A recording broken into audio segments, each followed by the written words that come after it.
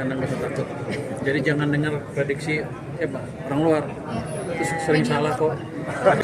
Pak, soal media luar Pak yang nyenggol IKN katanya bakal jadi kota hantu gitu Pak. Di tengah anggaran yang seret ini gimana Pak? Karena itu turun jadi 48 Jadi miliar. itu kan tergantung nanti rencananya pemerintah seperti ke depan. Rasanya sih nggak akan jadi kata hantu. Tapi Di tengah anggaran ya, seperti ini gimana?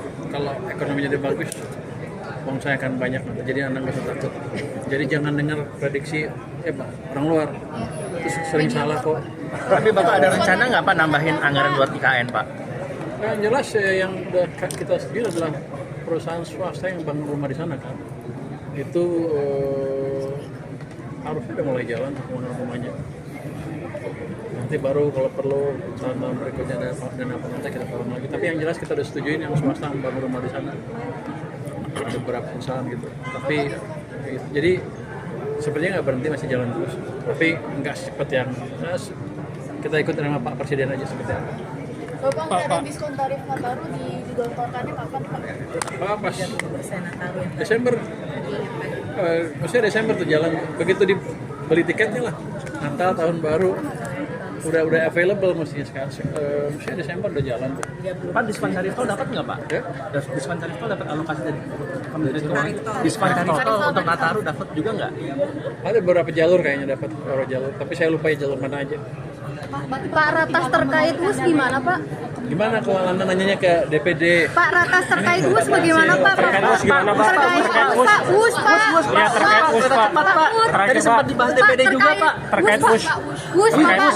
US Pak, ratas dengan presiden Pak hari ini kan? Terkait US ratas dengan presiden Pak. Ya ada, jadi tadi nggak diskusi tentang nanti kita lihat seperti apa. Ini kan project base kan, kita lihat pinjaman. Jadi saya lihat saya buka ruang untuk bunga lebih rendah dari sekarang. Itu kan kita kan salurkan lewat PT SMI, karena SMI yang ngerti bagaimana mengenai proyek. Kalau orang saya nggak ngerti lah, karena beda jadinya kemampuannya. Saya pikir sebagian bilang bisa nggak bunganya 0,5% dari kita ke SMI. Kita akan pertimbangkan itu dengan serius.